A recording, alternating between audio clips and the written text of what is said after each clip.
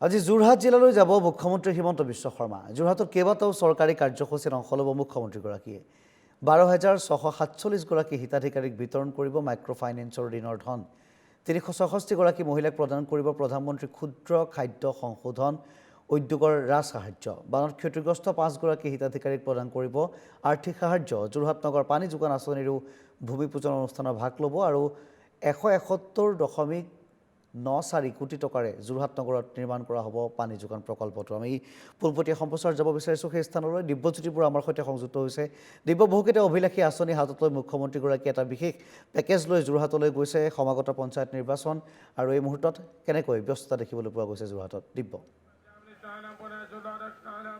নিশ্চয় পাৰ্থ, পঞ্চায়ত নিৰ্বাচনৰ পূৰ্বে এয়া মুখ্যমন্ত্ৰী হিমন্ত বিশ্ব শৰ্মাৰ কেইবাটাও কাৰ্যসূচী লৈ যোৰহাটলৈ আজি দিনটোৰ বাবে আহিছে। মই প্ৰথমটো কাৰ্যসূচীৰ অংশবিশেষ দেখুৱাই ল'বলৈ সতীৰ্থ পাৰ্থৰ জৰিয়তে চেষ্টা চলাইছোঁ। এয়া যোৰহাট নগৰৰ বাবে এক পানী যোগান আঁচনিৰ ভূমিপূজন আৰু শিলান্যাস কৰিব মুখ্যমন্ত্ৰী ডক্টৰ শৰ্মা। ইতিমধ্যে সম্পূৰ্ণ সাজু কৰি তোলা হৈছে আৰু মুঠ 5টাকৈ কাৰ্যসূচীত মুখ্যমন্ত্ৰী ডক্টৰ শৰ্মাই আজিৰ দিনটোত ভাগ ল'ব। প্ৰথমটো কাৰ্যসূচী এয়া ভূমিপূজন আৰু শিলান্যাস প্ৰায় 172 কোটি টকা ব্যয় সাপেক্ষে যোৰহাট নগৰৰ ৰাইজৰ বাবে এই বিশেষ পানী যোগান আঁচনিটোৰ বাবে ইয়াত ভূমিপূজন কৰিব, শিলান্যাস কৰিব। আৰু দ্বিতীয়টো কাৰ্যসূচী ইতিমধ্যে আপুনি উল্লেখ কৰিছে। তৃতীয় কাৰ্যসূচীটো হ'ল যে তেওঁ যোৰহাটৰ আৱৰ্ত ভৱনত মুখ্যমন্ত্ৰী ডক্টৰ শৰ্মাই এখন সভাত মিলিত হ'ব। সেয়া অৱশ্যে দলীয় নে চৰকাৰী কৰ্মচাৰীৰ সৈতে ভাগ ল'ব সেই কথাটো এতিয়াও স্পষ্ট নহয়। কিন্তু চতুৰ্থ কাৰ্যসূচীটো হৈছে হোলোঙাপাৰস্থিত লাচিত মৈদামৰ পৰিদৰ্শনৰ বাবে মুখ্যমন্ত্ৰী ডক্টৰ শৰ্মা উপস্থিত হ'ব আৰু বিয়লি 4 বজাত মুখ্যমন্ত্ৰী ডক্টৰ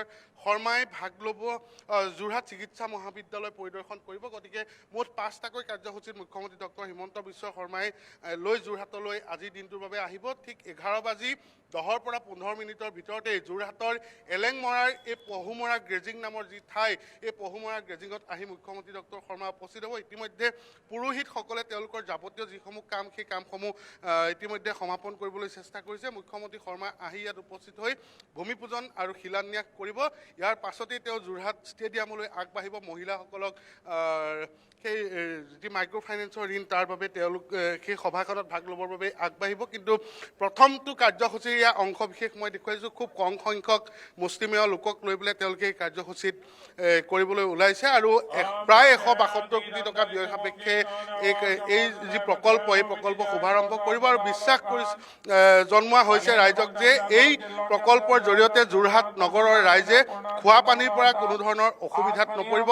তাৰ বাবে এই কাৰ্যসূচী ৰূপায়ণ কৰা হৈছে। ইতিমধ্যে সকলো প্ৰকাৰে সাজু হৈ পৰিছে। এই মুহূৰ্তত জনস্বাস্থ্য কাৰিকৰী বিভাগৰ উদ্যোগত এই ধৰণে এই যি কাৰ্যসূচী ৰূপায়ণ কৰা হৈছে আৰু কাৰ্যসূচীৰ অংশবিশেষ ইতিমধ্যে মই সতীৰ্থ পাৰ্থৰ জৰিয়তে দেখুওৱাৰ প্ৰয়াস কৰিছোঁ। আৰু মই কৈছোঁ যে খুব কম সংখ্যক লোকক লৈ পেলাই এই কাৰ্যসূচীত যিহেতু কৰা হৈছে, মই অকণমান ৰাইজৰ মন্তব্য ল'বলৈ প্ৰয়াস কৰিম। যিহেতু 172 কোটি টকা ব্যয় সাপেক্ষে এই প্ৰকল্প ইয়াত ভূমিপূজন আৰু শিলান্যাস হ'ব। গতিকে মই বিজেপিৰ কৰ্মকৰ্তাসকল আছে, মই আপোনাৰ পৰা জানিবলৈ বিচাৰিছোঁ যে প্ৰায় 172 কোটি টকা ব্যয় সাপেক্ষে খুব এটা বৃহৎ প্ৰকল্প এই স্থানত আজি ভূমিপূজন আৰু শিলান্যাস হ'ব। কি ক'ব?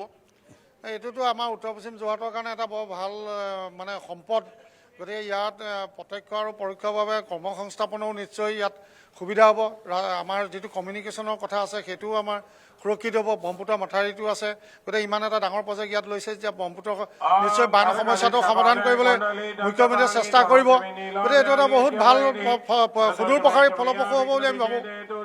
গুৰুত্বপূৰ্ণ কথা উল্লেখ কৰিছে পাৰ্থ যে যদিও এয়া নগৰৰ ৰাইজৰ বাবে এই পানী যোগান আঁচনি প্ৰকল্প ইয়াত শিলান্যাস বা ভূমিপূজন হ'ব, কিন্তু আওপকীয়াকৈ এই উত্তৰ পশ্চিম যোৰহাটৰ বৃহত্তৰ ৰাইজে কিন্তু বহুকেইটা সমস্যাৰ সমাধান আপোনা আপুনি বা স্বতঃস্ফূৰ্তভাৱে ইয়াত হ'ব বুলি উল্লেখ কৰিছে।